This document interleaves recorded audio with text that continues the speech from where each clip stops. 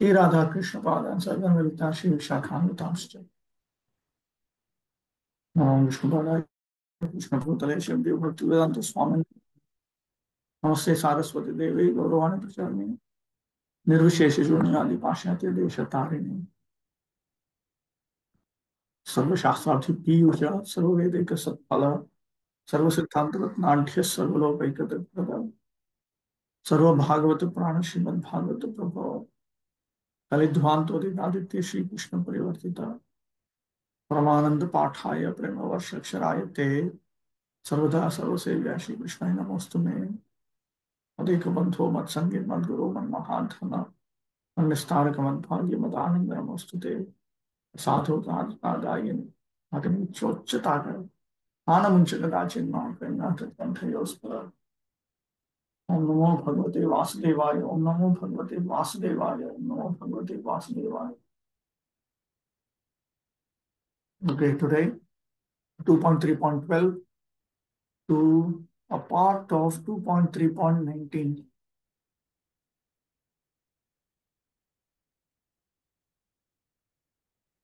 Text 12. ज्ञानम यद आप प्रतिनिवृत्त गुणोर्म चक्रम आत्म प्रसाद उत यत्र गुणेश्वर संग कैवल्य सम्मत पथस्त्वर्थ भक्ति योग को निर्वृतो हरिकथा स्वरतिम न कुर्यात्.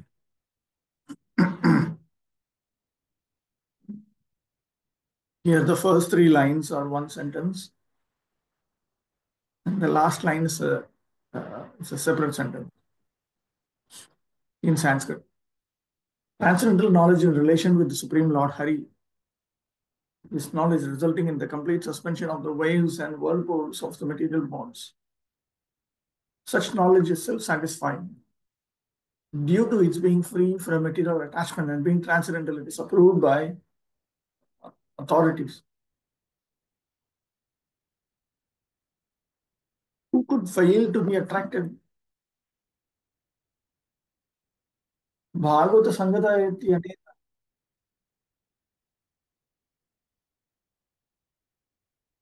Suchitam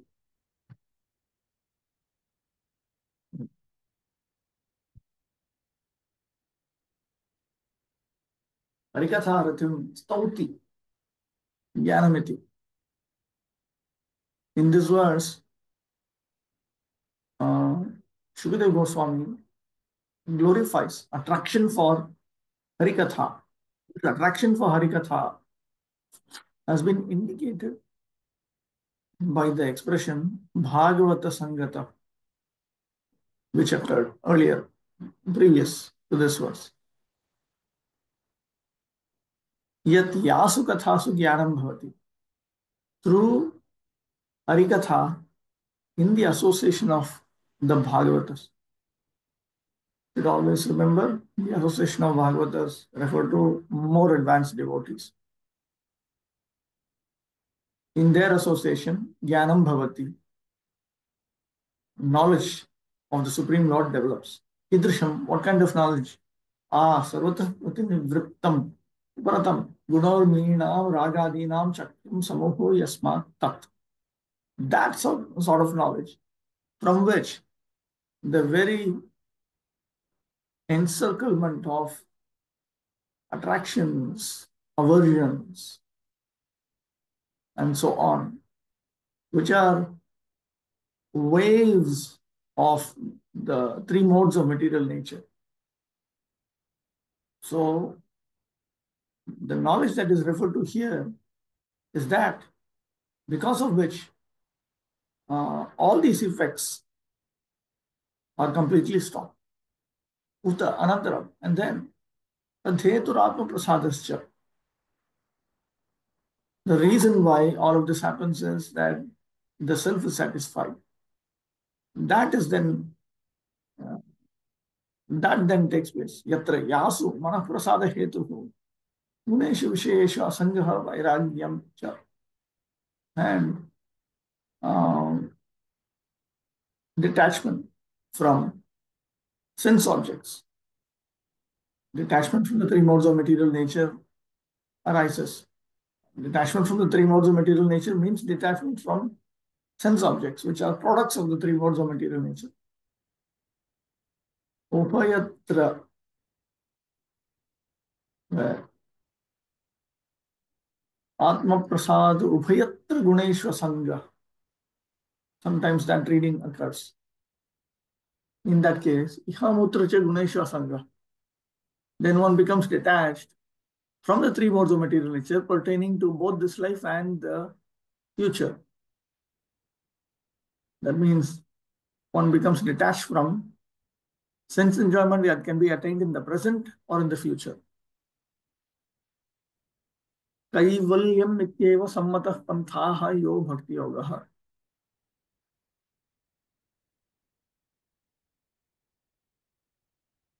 And this knowledge is nothing but uh, bhakti yoga. That is the approved path of transcendence. Nirvritah, Shravana Sukhena, Anyatra Anirvritah itiva.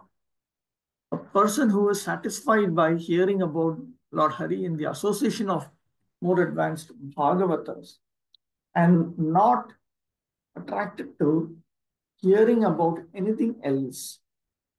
Tasu Harika Tasu ko Ratim na Kuryat. How will such a person not become attracted to Harikatha?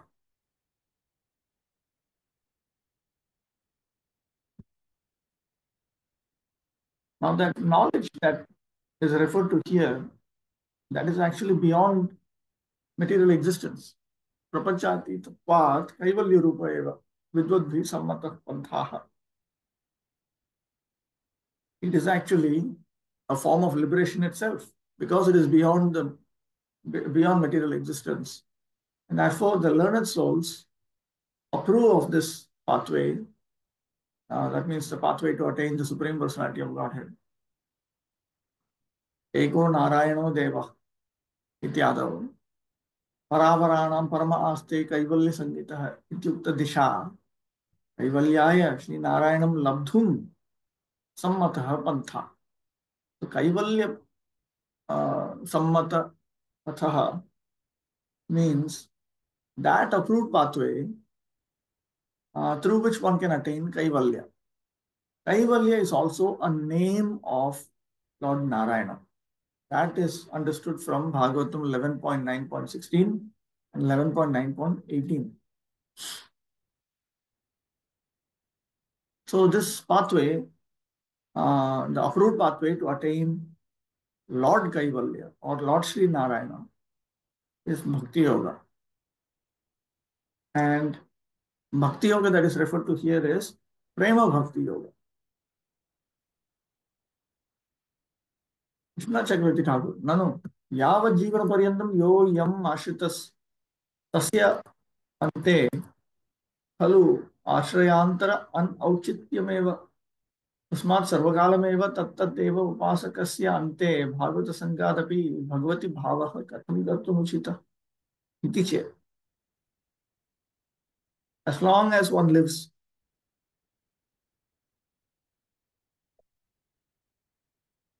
no, it's not. I'm understand. It's Yo Yam Ashritas. As long as one lives, that person who has taken shelter of a particular object of shelter, um, he should not take shelter. It is inappropriate to take shelter of anyone else.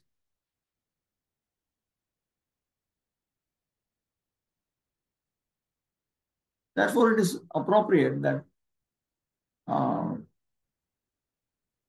at the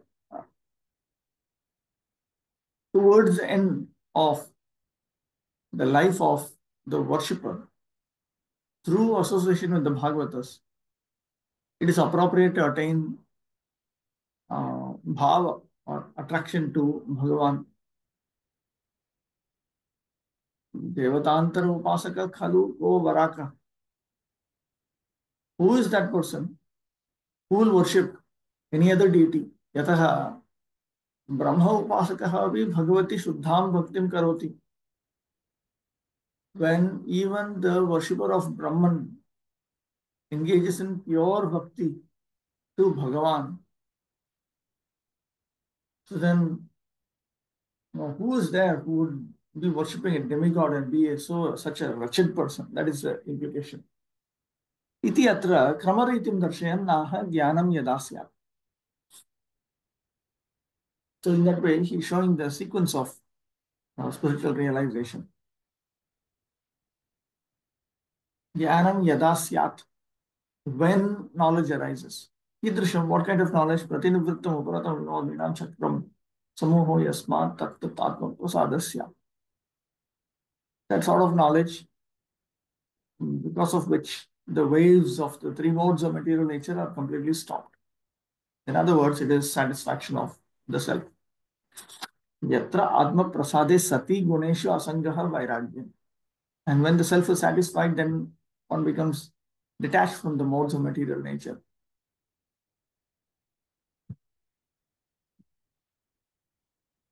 Kaivalya sammata patha referred to means Kaivalye sammataha panthaha, the approved pathway in relation to Kaivalya. Kaivalya means isolation from matter. Atha tadanantaram cha bhakti yoga. And then after that, one comes to the point of bhakti yoga. Bhakti yogasya yadrichikatyayaha prak pratipadittatva, because bhakti yoga comes about by itself, as it has been explained in the past. Asanga karyatvam na ashankaniyam. One should not think that this is an effect of the detachment from the modes of material nature. Bhagavad Kripaya Sanakadinam iva. Bhagavad Kripaya Sanakadinam iva.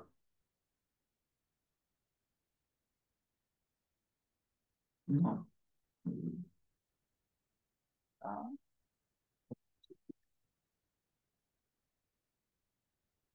Kripasya iva kirtanadirupaha.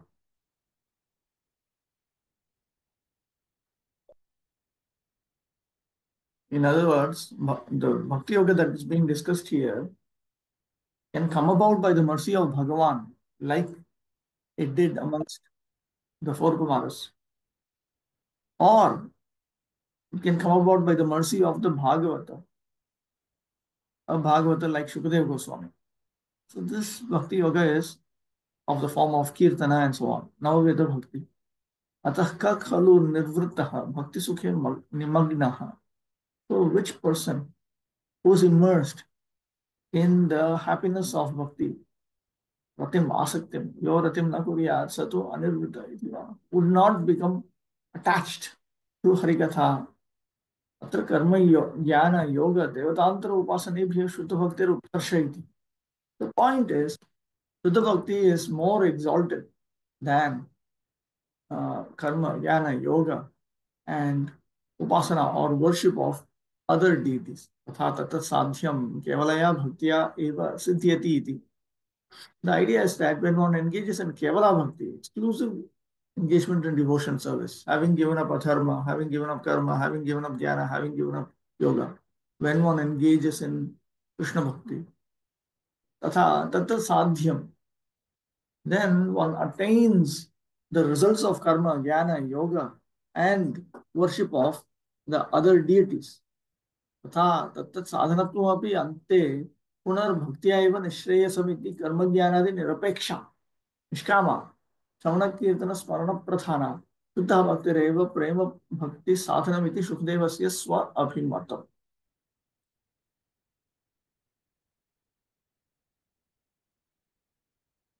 So, for those who are engaged in those respective processes, also, that means those engaging in the authorized process of karma or jnana or yoga or the worship of other deities, even for them, at the end, finally, again, they'll have to uh, attain the ultimate goal through bhakti alone. So, the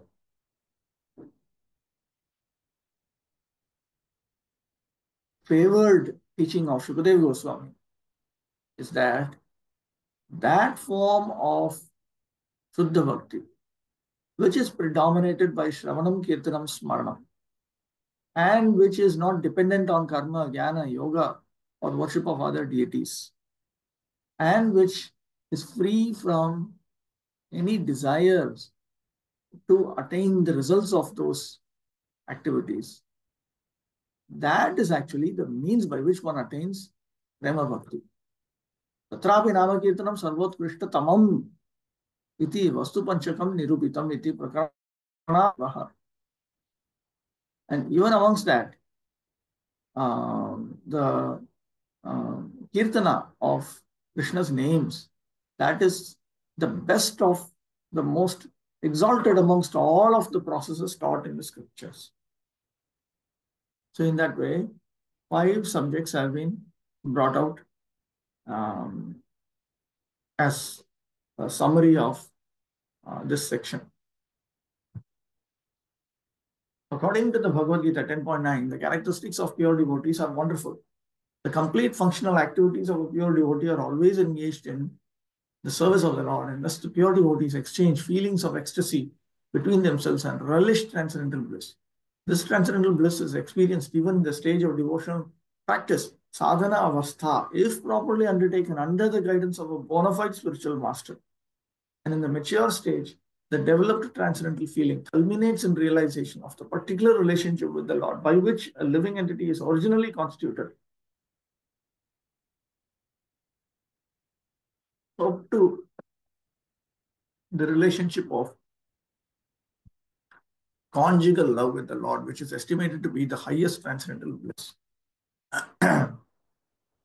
Thus, Bhakti Yoga, being the only means of God realization, is called Kaivalya. In this connection, Srila Jiva Goswami quotes the Vedic version, Eko Narayano Deva, Paravaranam Parama Aste Kaivalya Sangitaha, and establishes that Narayana, the personality of God, is known as Kaivalya. And the means which enables one to approach the Lord is called the Kaivalya Pantha, or the only means of attainment of Godhead.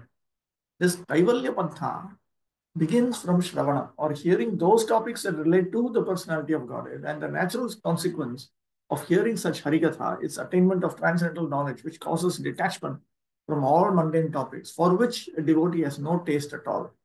For a devotee, all mundane activities, social and political, become unattractive, and that as we progress.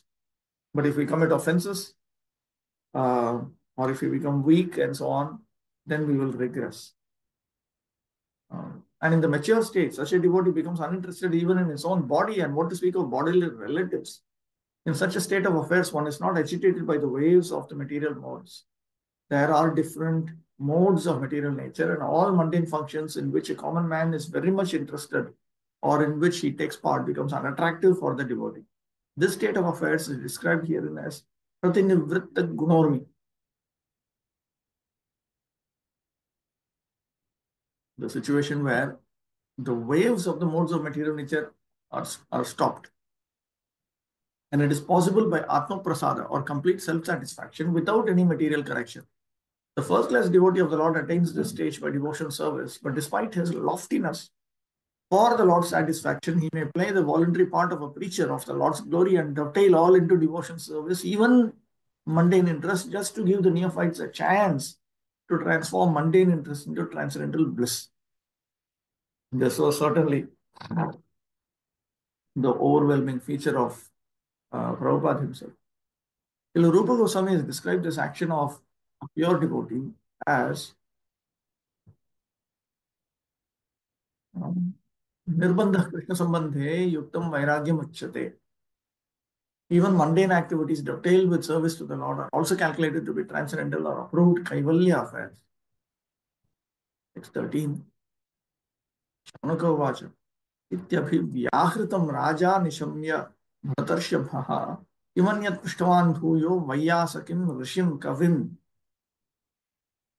Shaunaka said, the son of Vyasadeva, Srila Shukadeva Goswami, was a highly learned sage and was able to describe things in a poetic manner. What did Maharaj Parikshit again inquire from him after hearing all that he had said?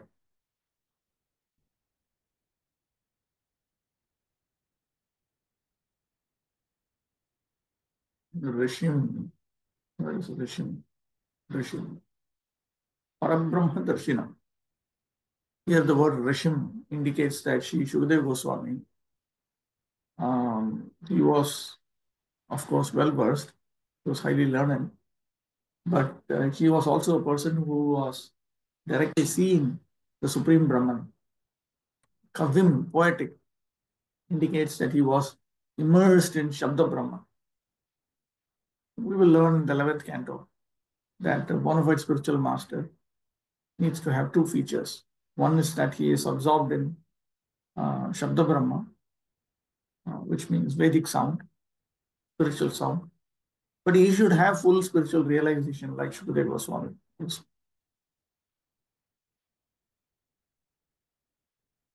Sambhavya idam prichyati. So what else then King Parikshit asked? There's a possibility that he might have asked other things.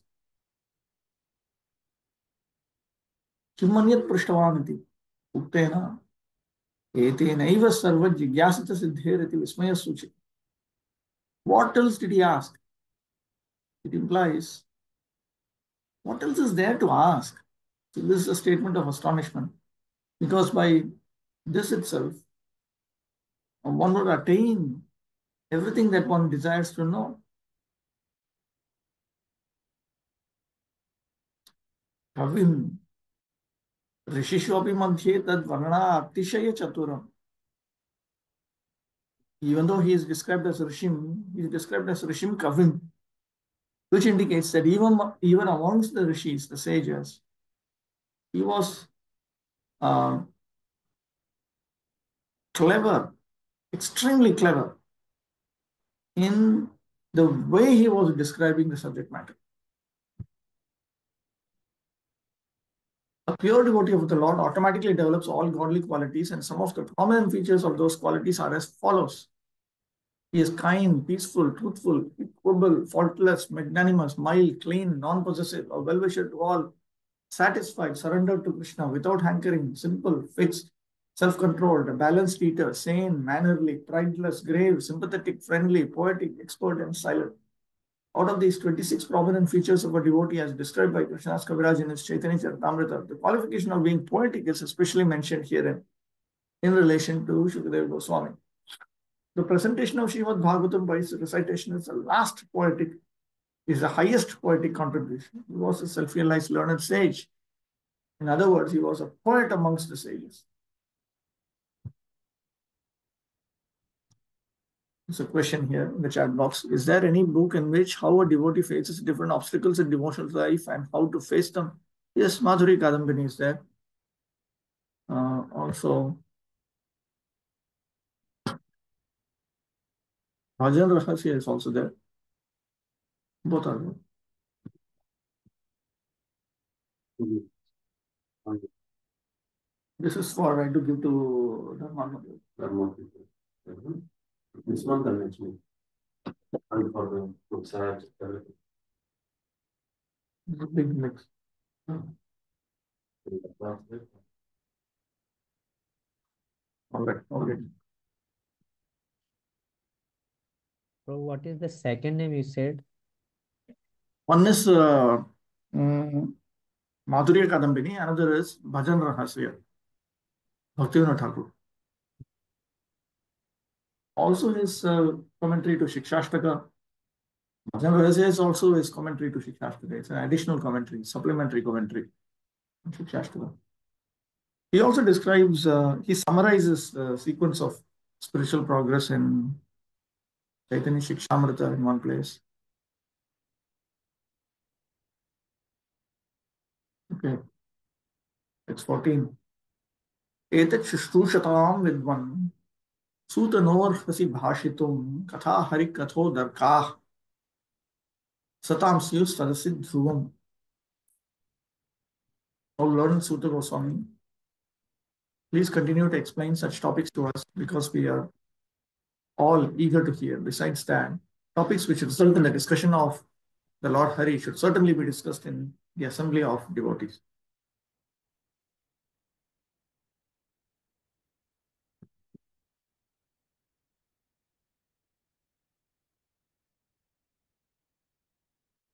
Shravane chayam hetu.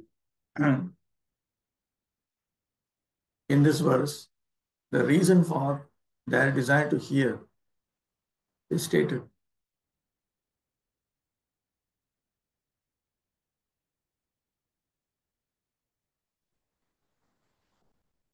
Lautika katha api harikatha astu adita eva tadrumasya. Even worldly discussions should result in the discussion of Lord Hari. श्रवण कीर्तनादीन्येव स्वकर्तव्यत्वेन ज्ञात्वा अपि राज्ञा यद् अन्यत् पृष्टम् तस्मात् तेषामेव श्रवणादीनां विषयाः कृष्णकथा एव प्रष्टव्या भविष्यन्ति इति आशयनाः एतदिति. Even though the king knew that Shravanam, what is Shravana? Shravana. Even though he knew that Shravanam, Kirtanam, and so on are alone his duties to be executed, what else did he ask? From this, it is understood that one should only ask about Krishna Katha as the subject matters for hearing and so on.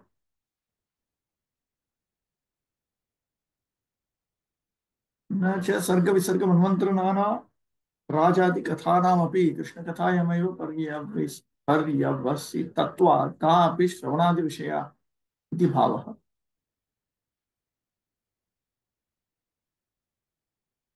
Just because all the different topics that are discussed in Bhagavatam, Sarga, Visarga, Manvantara, and histories of various kings and so on, just because they culminate in Krishna Katha, in Srimad Bhagavatam, therefore one should focus on Shravanam, Kirtanam, Smaranam of those particular activities. The idea is that there are various worldly discussions that culminate in Krishna Katha and Srimad Bhagavatam. But the focus of Shravanam, Kirtanam, Smaranam should be Krishna Katha itself, not these other topics. As we have already quoted above from the Bhakti-rasamrita Sindhu of Rupa Goswami, even mundane things if dovetailed in the service of the Lord Sri Krishna are accepted as transcendental. For example, the Ramayana and Mahabharata, which are epics or histories specifically recommended for the less intelligent classes, women, Shudras, and unworthy sons of the higher castes, are also accepted as Vedic literature because they are compiled in connection with the activities of the Lord. The Mahabharata is accepted as the fifth division of the Vedas after its first four divisions, namely Sama, Yajur, Rig, and Atharva. The less intelligent do not accept the Mahabharata as part of the Vedas, but great sages and authorities accept it as the fifth division of the Vedas.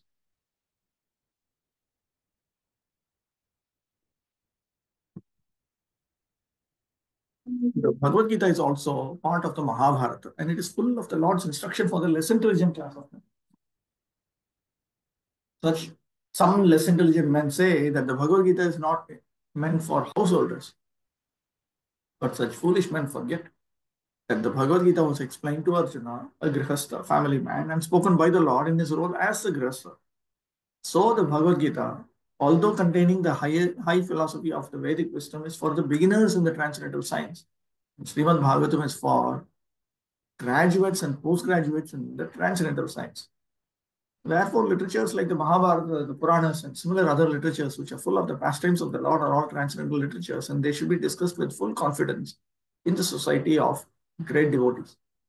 The difficulty is that such literatures, when discussed by professional men, appear to be mundane literature like histories or epics because there are so many historical facts and figures. It is said here, therefore, that such literature should be discussed in the assembly of devotees.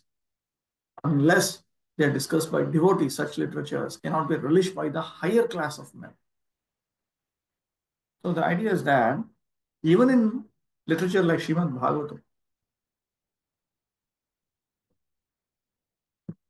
one might get distracted by all these historical facts and figures and so on.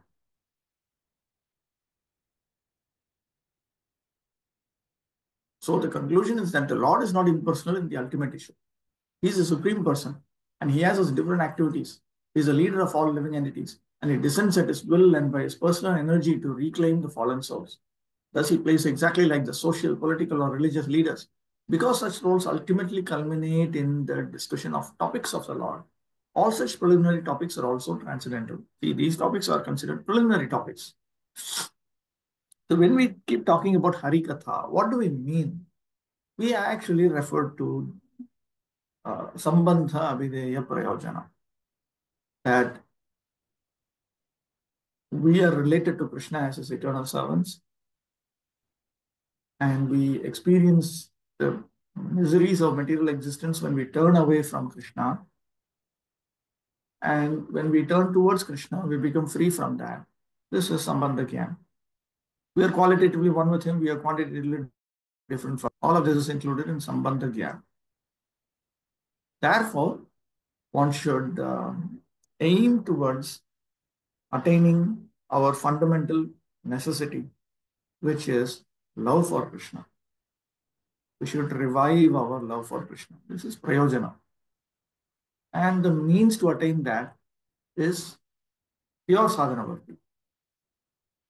So, all these other preliminary facts and figures and all of this, they should culminate in discussion of the actual purport of Srimad Bhagavatam. Not that we get obsessed and sidetracked by all of these preliminary discussions. But these preliminary topics are also transcendental. That is the way of spiritualizing the civic activities of human society. So in that way, under the guidance of an expert acharya like Prabhupada, the ordinary worldly activities of human society can become spiritualized. Men have inclinations for studying history books and many other mundane literature, stories, fiction, dramas, magazines, newspapers, etc. So let such inclinations be dovetailed with the transcendental service of the Lord, and all men will turn to the topics relished by all devotees. The propaganda that the Lord is impersonal, that he has no activity, and that he is a dumb stone without any name and form has encouraged people to become godless, faithless demons. And the more they deviate from the transcendental activities of the Lord, the more they become accustomed to mundane activities that only clear their path to hell instead of return them home back to Godhead. And there's a footnote here. Even 50 years ago, the social structure of all Indians was so arranged that they would not read any literature that was not connected with the activities of the Lord. They would not play any drama not connected with the Lord. They would not organize a fair or ceremony not connected with the Lord. Nor would they visit a place that was not holy and sanctified by the pastimes of the Lord. Therefore, even the common man in the village would talk about the Ramayana and Mahabharata, Gita and Bhagavatam, even from his very childhood. But by the influence of the age of Kali,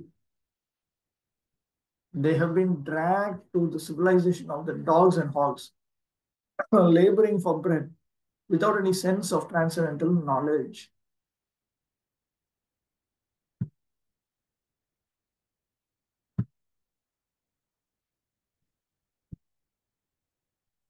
Srimad Bhagavatam begins from the history of the Pandavas with necessary politics and social activities, and yet Srimad Bhagavatam is said to be the Paramahamsa Samhita, or the Vedic literature meant for the topmost transcendentalists, and it describes Param Jnanam, the highest transcendental knowledge. Pure devotees of the Lord are all Paramahamsas, and they are like the swans who know the art of sucking milk out of a mixture of milk and water. 15. I thought I saw something in the chat box. Is Kavya a different category of Vedic literature?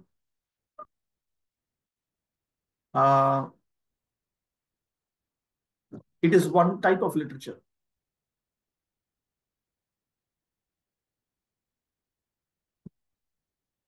The Vedas instruct like a master, Prabhu Samhita. The Itihasa Puranas instruct like a friend, like a well-wishing friend, Suhrit Samhita. And then there is the Kavya literature.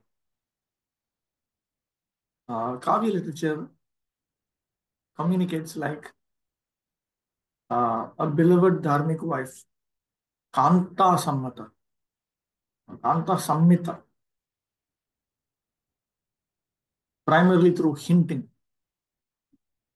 Srimad Bhagavatam has features of uh, the Shruti, direct description, indirect descriptions like the other Puranas and the Itihasas.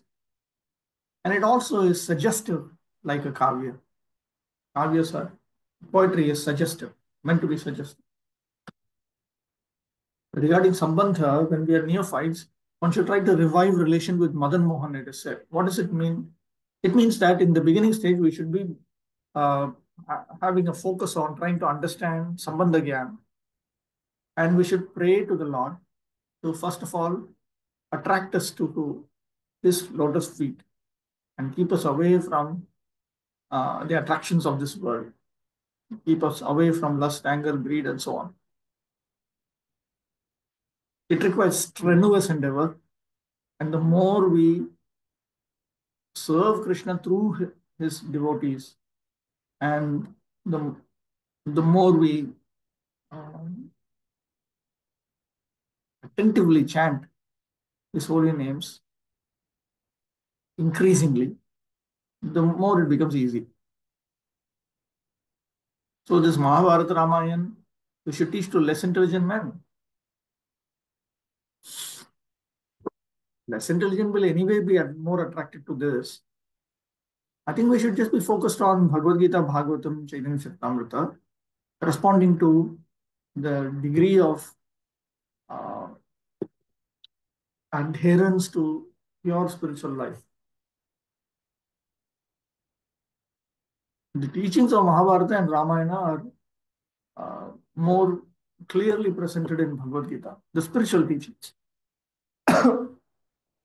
So, in the beginning stage, even if we are going to teach Mahabharata or Ramayana, it should be infused with the teachings of Bhagavad Gita, Bhagavatam, Chaitanya Charitamrita. If you simply focus on Bhagavad Gita as it is, the purports contain sufficient content from Srimad Bhagavatam and Chaitanya Charitamrita. Okay, 15. Savai Bhagavato Raja Pandaveyo Maharatha Bala Kridam Kaich Kridan Krishna Kridamya Adade Maharaj Parikshit, the grandson of the Pandavas, was from his very childhood a great devotee of the Lord. Even while playing with dolls, he used to worship Lord Krishna by imitating the worship of the family deity. Etat prapanchayati sava iti dvabhyam. So what has been stated up to text 14 is now elaborated in two verses, 15 and 16. Yaya Shri Krishnasya Vrindavanado Balakreeda Shruta Asti Tat Premaveshena Tat Sakhyadi Bhavavan Tam Tam Eva Kredam Yah Kritavan. So in his sports,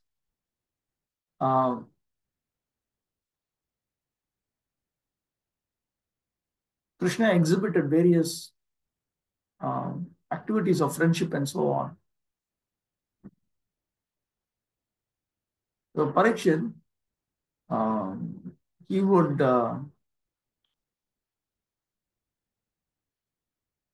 imitate the worship of the family deity. And even at that time, he was very much interested in Krishna's childhood pastimes in Vrindavan, etc. Satam Sadasi Prachina Arvachineshu Madhye Sa Sabha Sarvata Shrestha Yatra Srota Vakta Cha Sarvataha Api Vilakshanaha Ityaha. There are different types of assemblies amongst the more mature, less mature. But that Sabha, that assembly, is the very best, in which both the hearer and the speaker are most distinct from everyone else. That is noted in text 15 and 16. Krishna Kridam, Krishna Kridanu Karanam. As a child, he would imitate the various pastimes of Lord Krishna through dolls. In the Bhagavad Gita 6.41, it stated that even a person who has failed in the proper discharge of yoga practices, given a chance to take birth in the house of devout brahmanas or in the houses of rich men like Kshatriya kings or rich merchants. But Maharaj Parikshit was more than that because he had been a great devotee of the Lord since his previous birth, and as such, he took his birth in an imperial family of the Kurus and especially that of the Pandavas. So, from the very beginning of his childhood, he had the chance to know intimately the devotion service of Lord Krishna in his own family. The Pandavas, all being devotees of the Lord, certainly venerated, respected, worshipped, honored family deities in the royal palace for worship. Children who appear in such families, fortunately, generally imitate such worship of the deities, even in the way of childhood play. By the grace of Lord Sri Krishna, we had the chance of being born in a Vaishnava family, and in our childhood, we imitated the worship of Lord Krishna by imitating our father. Our father encouraged us in all respects to observe all functions such as Rath Yatra and Dol Yatra ceremonies. And he used to spend money liberally for distributing prasadam to us children and our friends. Our spiritual master, who also took his birth in a Vaishnava family, got all inspirations from his great Vaishnava father, Thakur Bhakti-vaibhava. That is the way of all lucky Vaishnava families. The celebrated Mirabai was a staunch devotee of Lord Krishna as the great lifter of Govardhan Hill. Mirabai was also attracted to Lord Krishna since her childhood, right? Yes, Prabhu.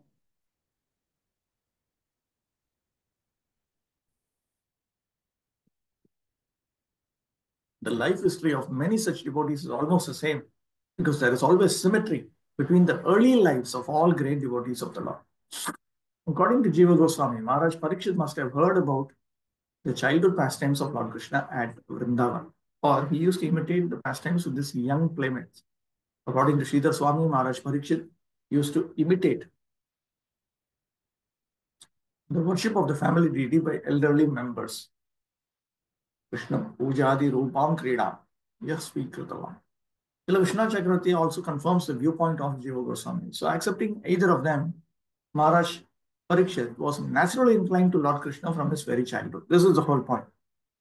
He was naturally inclined to worship, naturally inclined to Navavidha Bhakti, focusing on Lord Sri Krishna. So, accepting either of them, Maharaj Parikshit was naturally inclined to Lord Krishna from his very childhood. He might have imitated either of the above mentioned activities, and all of them establish a great devotion from his very childhood, a symptom of Mahabhagavata. Such Mahabhagavatas are called Nitisiddhas, or souls liberated from birth. But there are also others who may not be liberated from birth, but who develop a tendency for devotion service by association, and they're called sadhana siddhas. There's no difference between the two in the ultimate issue, and so the conclusion is that everyone can become a sadhana siddha, a devotee of the Lord, simply by association with the pure devotees. The concrete example is our great spiritual master, Sri Nardaman. Notice that Prabhupada refers to Nardamuri as our great spiritual master.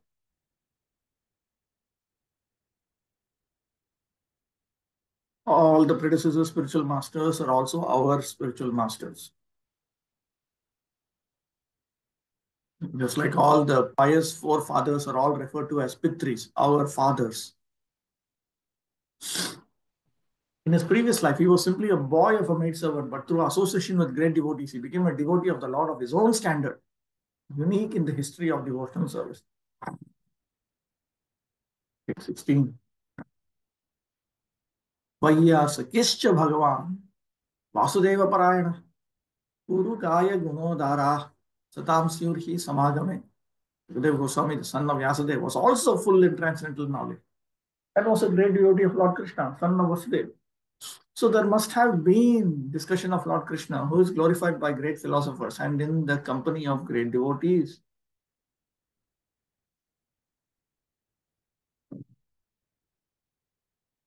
अतएव सवै भागवतो राजा इत्यादि अनन्तरं राज्ञा समानवासनात्वेनैव तमाह वयासकश्च इति. Both the king and Shukadeva Goswami, they had similar propensities similar tendencies. Both of them were fully attracted to Lord Krishna in the liberated form of devotion service, pure devotion service. Cha shabda pragvarnitena samana vasana tvam bodhayati. The word cha here also. Sukadeva Goswami, the son of Vyasadeva, was also full in transcendental knowledge. What is this also? Also indicates that these characteristics were present in King Parikshit since his childhood. Tasmat Shri Vasudeva Nandanavena Eva Atrapi Vasudeva Shabdaha Vyaksheyaha. Therefore, the son of, here also Vasudeva Parayana, attached to Lord Krishna, a great devotee of Lord Krishna. Here, Krishna is referred to as Vasudeva. So this Vasudeva should be understood to be referring to the son of Sri Vasudeva, Lord Sri Krishna himself, Swayam Bhagavan Krishna himself. This is how it should be understood. Anneshamapi satam samagame tavad urgayasya gunagara katha bhavanti. Tayostu Sri Krishna Chirta pradhana eva ta bhavayuhu iti bhavaha. In the association of other great other saints, there would have been discussion about the magnanimous attributes of Lord Vishnu, whose glories are well spread out.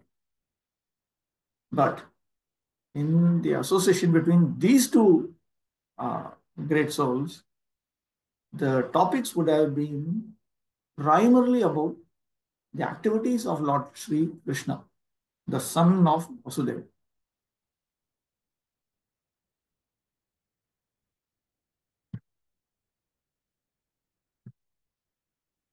That's the expression, Gunodara. That indicates that all the cherished ambitions of the minds of the devotees, all of them are fulfilled through Krishna Katha.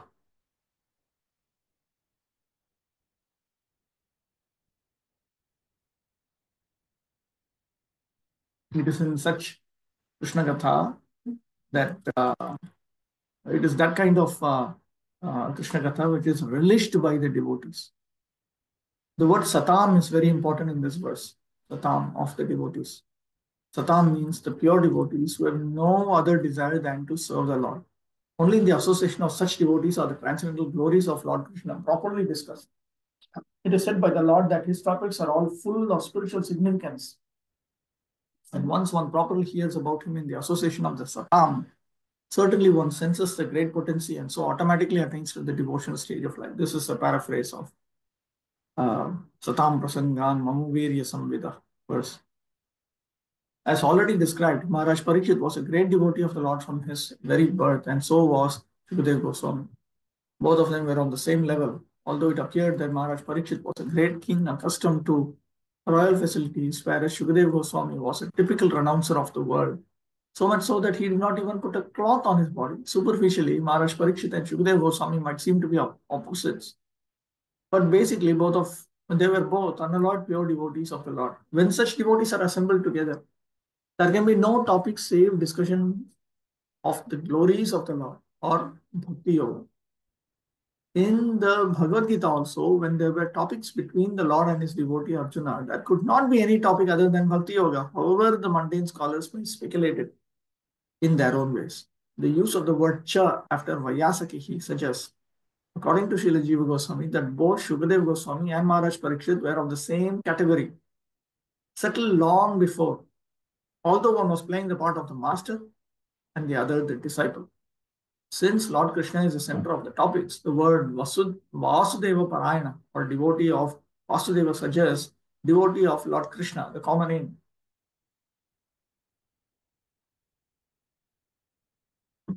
The idea is that both of them were devotees of Lord Krishna, the son of Vasudeva.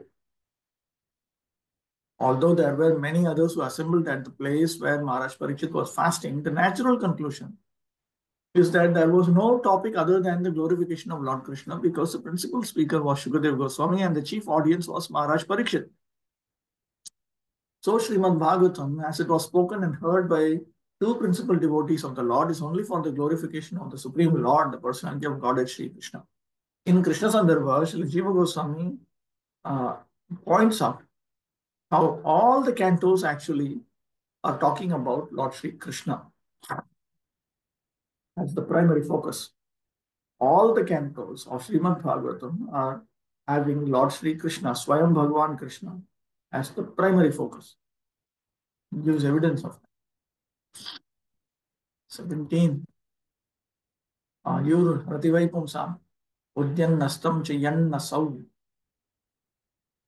Asyarte Yat Kshanonita Uttama Shloka Vartaya. Both by rising and by setting, the sun decreases the duration of life of everyone, except one who utilizes the time by discussing topics of the all good personality of God.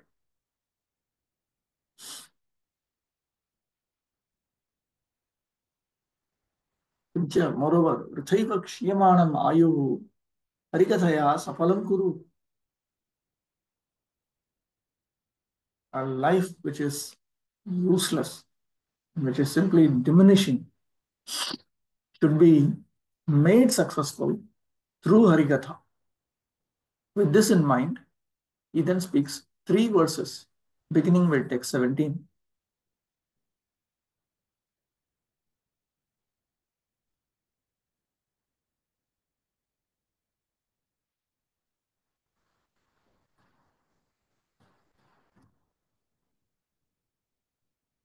This is an indirect statement by Sri Shaunaka to reinforce the idea that engagement in devotional service to Lord Krishna is Videya. It's a primary teaching of Srimad Bhagavatam. Other than topics of Lord Krishna, everything else is simply a waste of time. Tavateva sarva saphalya, because discussion of Krishna Katha itself will bring about all success. यद्यपि क्षणं भगवद्वार्तया अपि सर्वमायु सामान्य आकारेण सफलं जायते एकस्यां शाखायां फलितायाम् अखंड वृक्षवत् तथापि प्रतिविशेष अवस्थामपि सफलं जायताम् इति एतद् अर्थं मम प्रश्न इति भावः. Even though every moment can be utilized regarding topics of the Supreme Personality of Godhead, and then in general you can say that one's life has become successful. Similarly, that is like one branch of a tree yielding fruits. So similarly, let the entire life become fruitful. For that reason, I'm asking questions pertaining to Parikshit Maharaj and Shukadeva Goswami.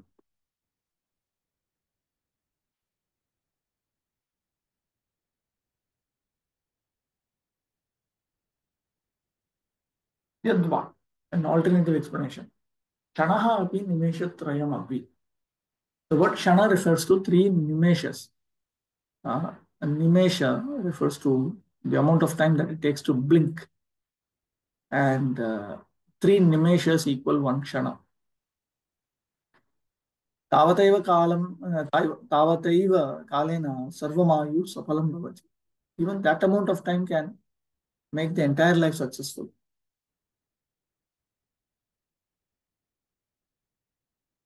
Kaimutyamiva sarvasya ayushah Krishnayuktatvam apekshyam. The entire life should be utilized for discussing about Lord Krishna.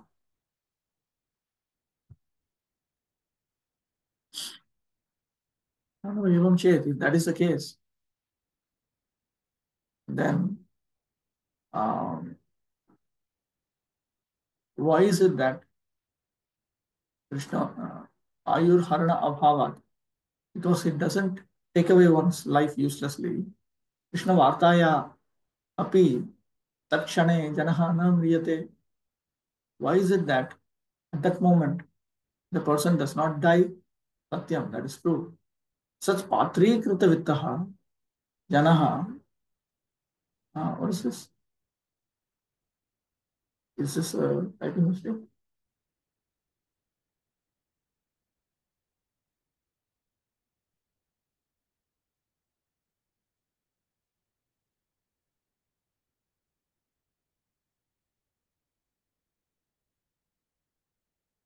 If wealth given to one person, let me just open up the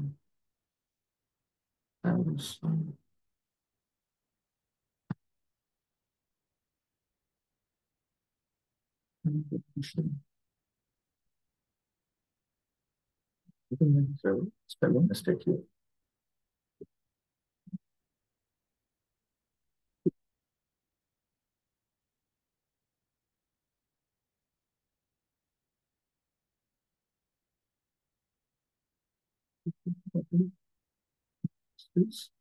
What verse is this? Sorry.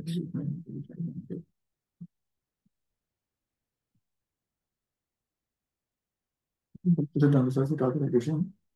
Just want to check if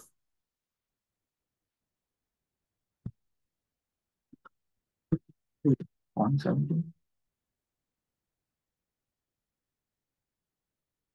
Something here.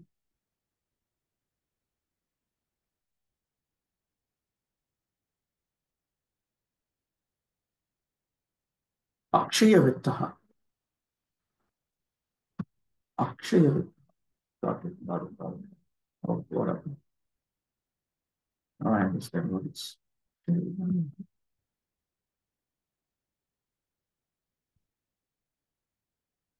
Yatha uchyate.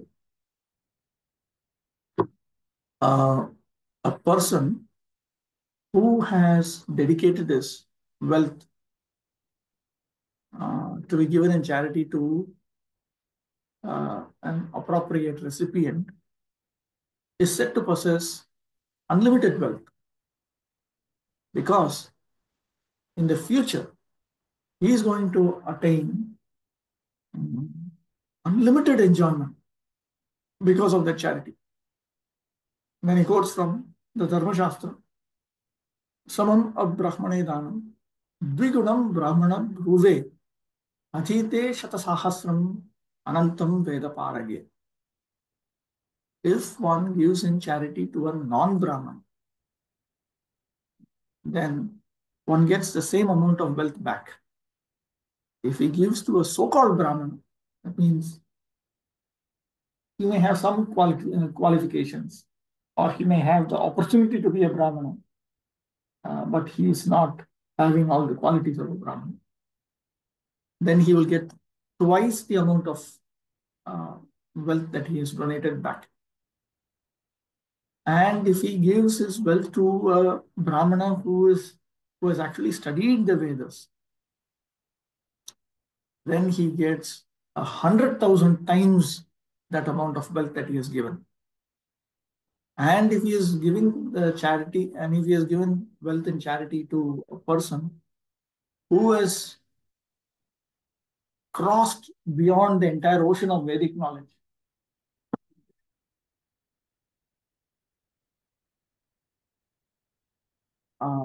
then he gets his wealth back to an unlimited degree. Tathaiva Krishna Saat Krita Swa Ayuhu Ayurjanah Paratra Tat Pashidatva Praptya Dhruvam Akshayam Ayurvati iti Krishna Bhaktasya Ayuhu Harana Bhavahaje.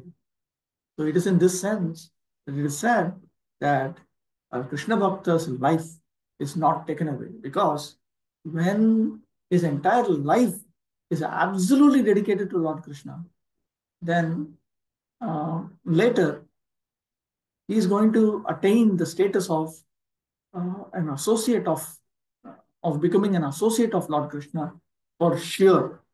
So therefore, it is known that his life will become an inexhaustible state of living. Jara marana rogadikam to bhakti utkantha vridhyartham. And for such a devotee, old age, death, disease, and so on are provided by the Lord just to enhance their hankering, their desire to their hankering for the Supreme Lord out of pure devotion for Him. Matantarotkata abhavartham cha swabhakte rahasyatva rakshanartham cha bhagavad-ichchayeva bhavati. This is to ensure that these features of devotion service, pure devotion service, are kept in confidence.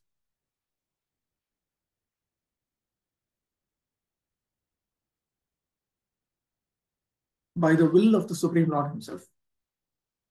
The other teachings, other misunderstandings about the features of such pure devotees are actually denied. Natu tatra vastutah kala karmade karanata iti upapaditam Bhishma Nirvana Adhyaye. It was already pointed out in the chapter of Bhishma Dev's departure that in reality, time, karmic reactions, and so on are not the causes for pure devotees of the Supreme Lord for their experience of old age, death, disease, and so on. This verse indirectly confirms the greater importance of utilizing the human form of life to realize our lost relationship with the Supreme Lord by acceleration of devotional service. Time and tide wait for no man. So the time indicated by the sunrise and the sunset will be uselessly wasted if such time is not properly utilized for realizing identification of spiritual values. Even a fraction of the duration of life wasted cannot be compensated by any amount of gold. Human life is awarded to a living entity, Jiva, simply so that he can realize his spiritual identity and his permanent source of happiness.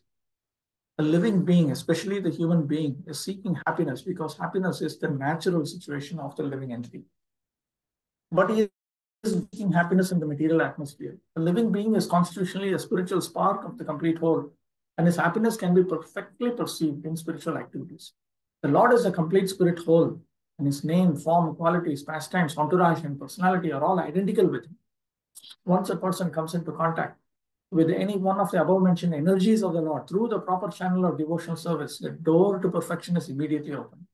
In the Bhagavad Gita 2.40, the Lord has explained such contact in the following words. Endeavors in devotional service are never baffled, nor is there failure. Even a slight beginning of such activities is sufficient to deliver a person from the great ocean of material fears.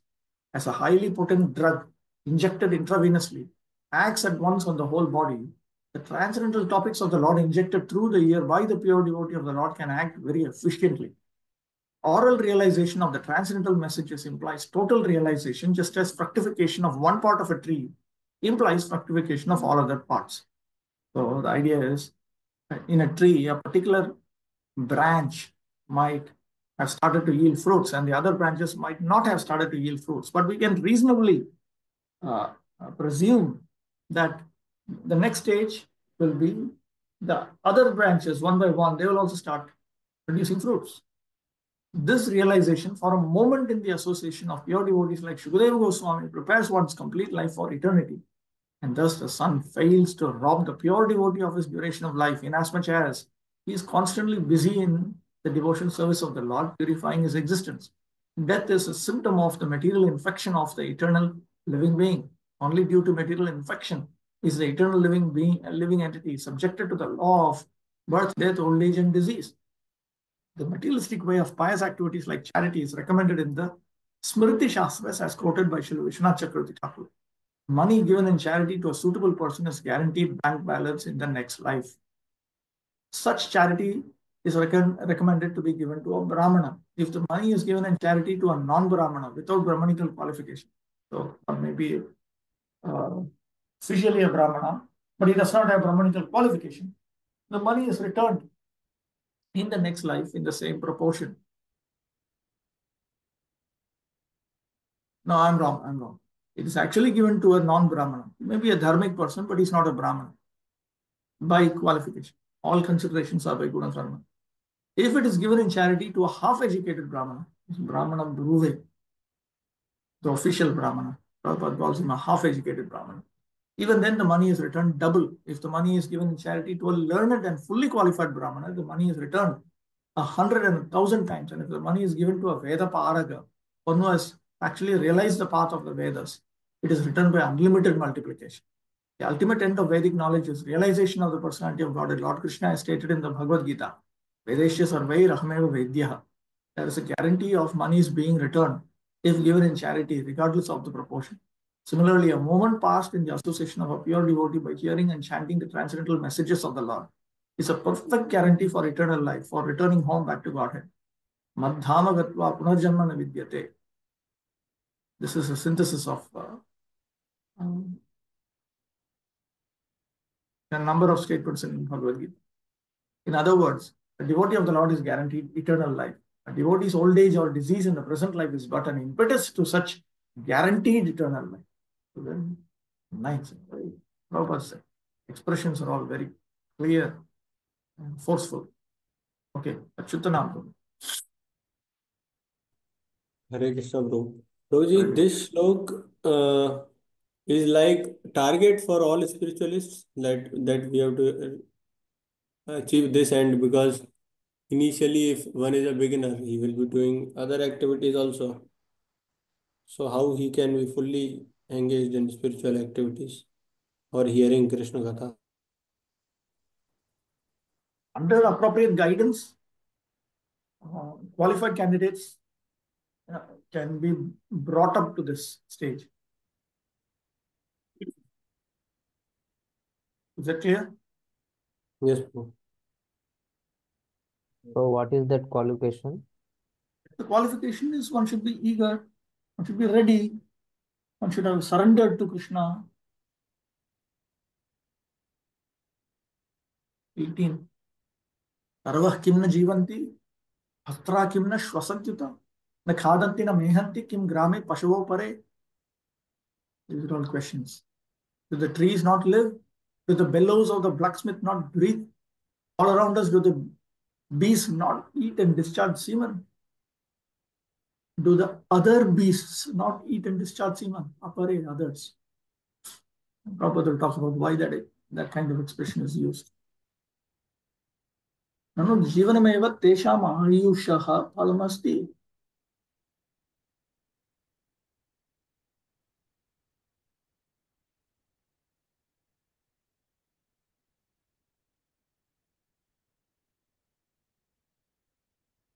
Is there any fruit in the life, in their life, in the life of those who do not engage in Harikatha? ननु तेषां श्वासः नास्ति. So first of all, he says, Tarvah kim na jivanti? Do the trees not live? If one says, no, they don't breathe, but the bellows of blacksmith, they also seem to be breathing. Nanu tasam aharadikam nasti. And if one says that the bellows of the blacksmith, they do not eat and so on, then he speaks the second half of this verse. Nara akaram pashum matvaha apare. Others, do the other beasts not eat and discharge semen, which indicates that human beings who only do these kind of things are also as good as beasts.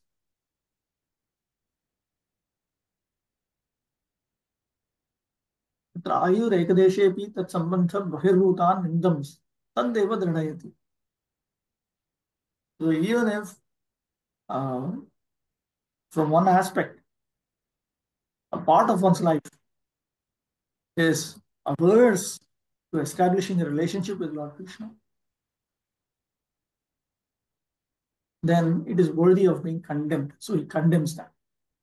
And then he reinforces this point in two texts, text 18 and text 19.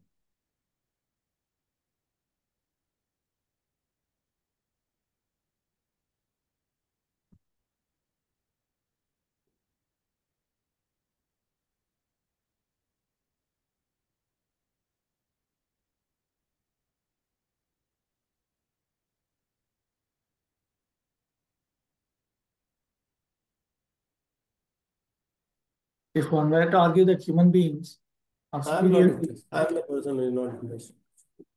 not doing it.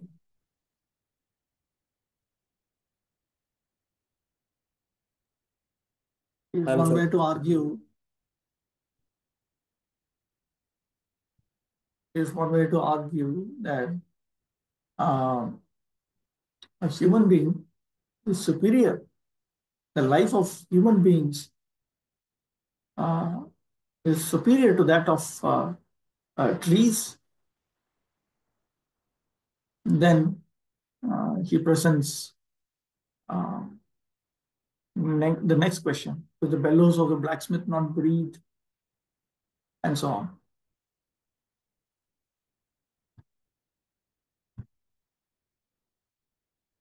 The materialistic man of the modern age will argue that life, or part of it, is never meant for discussion of theosophical or theological arguments. Life is meant for the maximum duration of existence for eating, drinking, sexual intercourse, making merry, and enjoying life. The modern man wants to live forever by the advancement of material science, and there are many foolish theories for prolonging life to the maximum duration. But the Srimad Bhagavatam affirms that life is not meant for so-called economic development or advancement of materialistic science or the hedonistic philosophy of eating, mating, drinking, and merrymaking. Life is solely meant for tapasya, or purifying one's existence, so that one may enter into eternal life just after the end of the human form of life.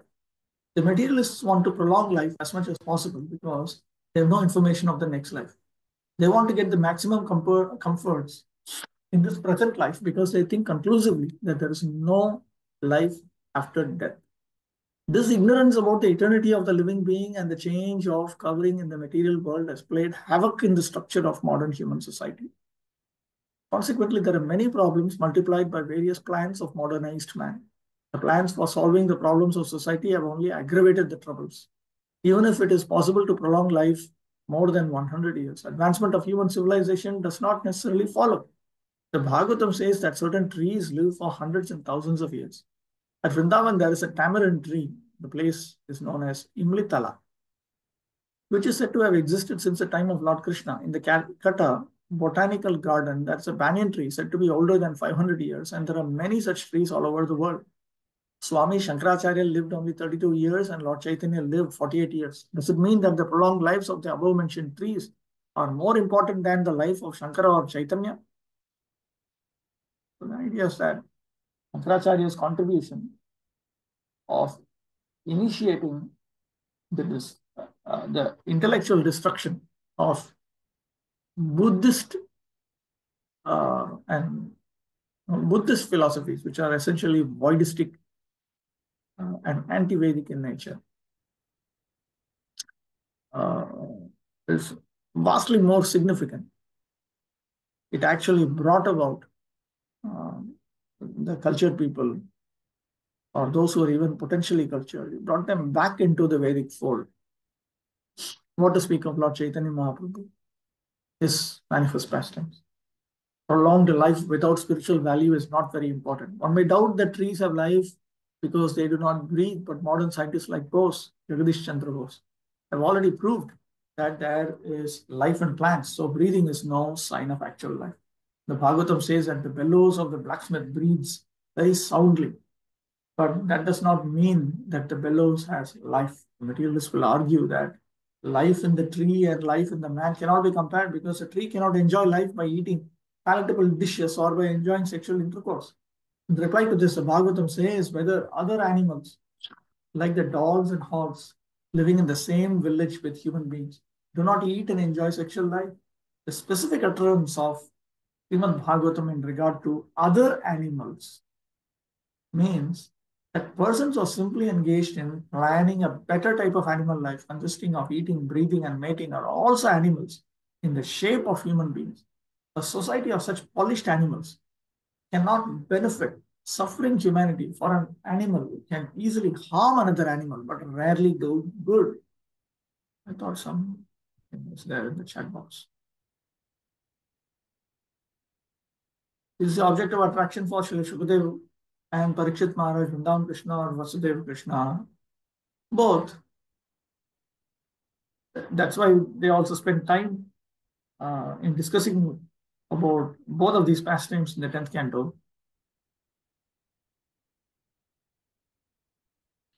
strictly speaking, when we become attracted to Krishna, we become attracted to Krishna and we become attracted to all of the Krishna's expansions and so on.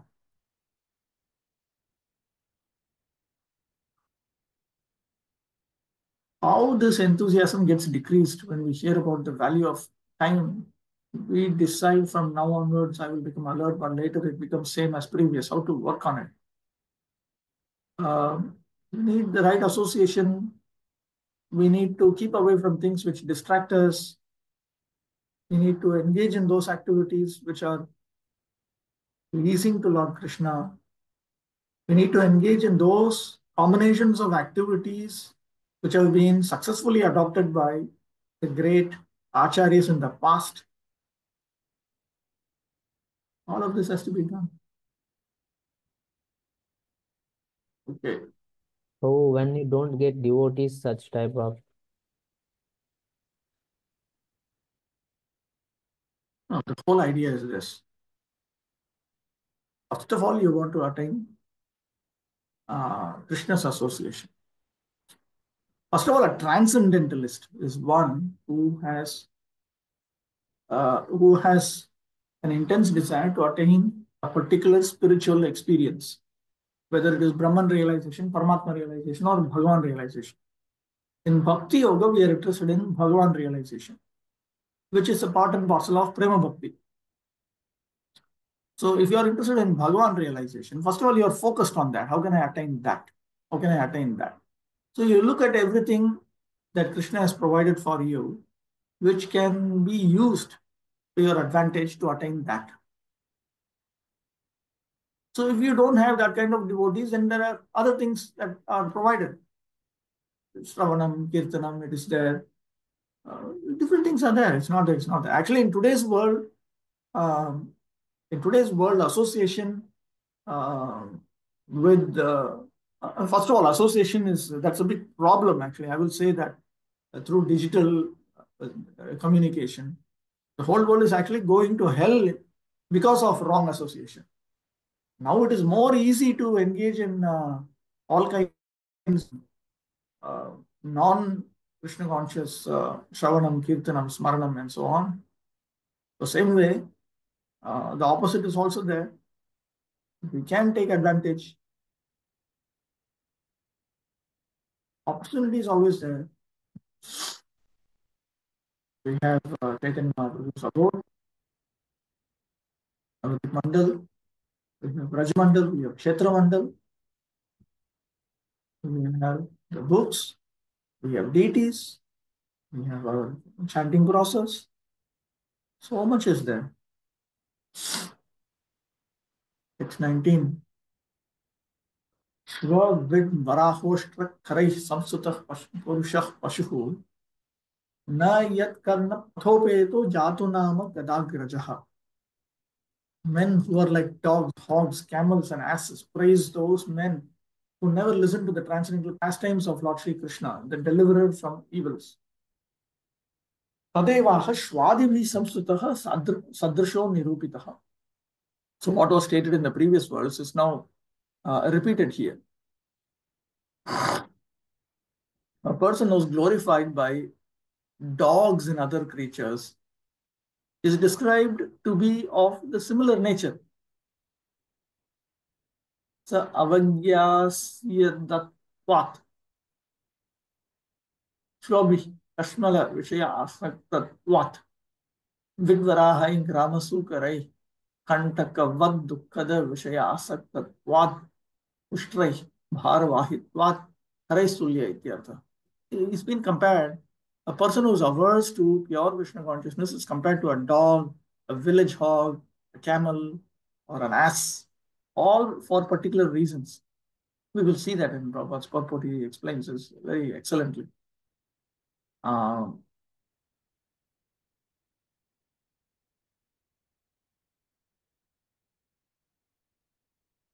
The dog, because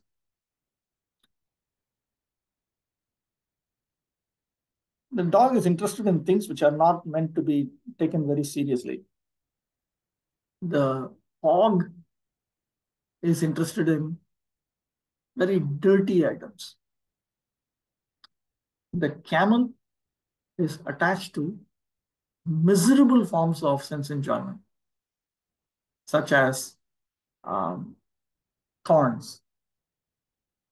The donkeys or asses, their nature is to carry unnecessary burden. श्वादितुल्यैस्तत्परिकरैः सम्यक् स्तुतः अपि असौ पुरुषः. A man, even if he is excellently glorified by his associates who are equal to dogs and other creatures, such a person is only an animal. तेषामेव मध्ये श्रेष्ठः चेत् तर्हि महापशुरेवेति अर्थः. If he is the best amongst all of them, then he is nothing more than a great animal.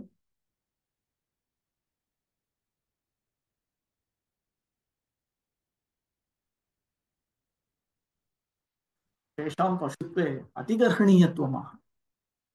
पशुत्वेपि अतिगर्हणीयत्वमः. Actually, those who are averse to Krishna consciousness, they are more fit to be condemned than even animals. अस्माकं चतुर्णामपि धर्माणेन एक एव धत्ते वयं तु परस्परधर्मेभ्यः समर्थाः. तथायं मनुष्योऽपि भूत्वा वयं तु पशवः अपि भूत्वा पशुअन्तरस्य एकस्यापि धर्मं धर्तुं न शक्नुमः. Even though we are human beings,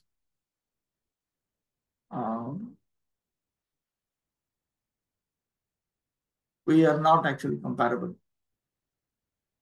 to these creatures because we have all the features of these four.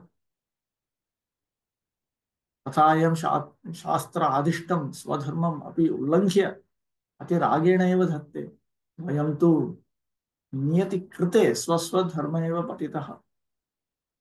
The animals, they transgress swadharma presented in Shastra out of excessive impulses. Whereas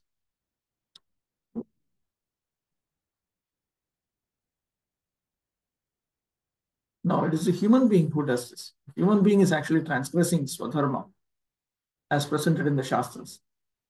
Whereas the animals are just by providence, they are falling into their own natures.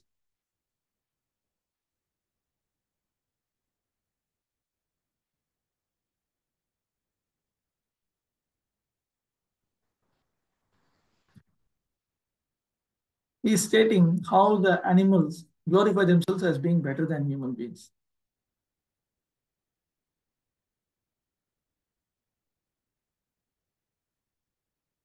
Okay, I'll stop it there. Tomorrow I'll take up the purport. Okay. Panchagata Vyashika Pasindu Pyevacha Patitanam Pavanam Pyo Vaishnavya Namo Namaha.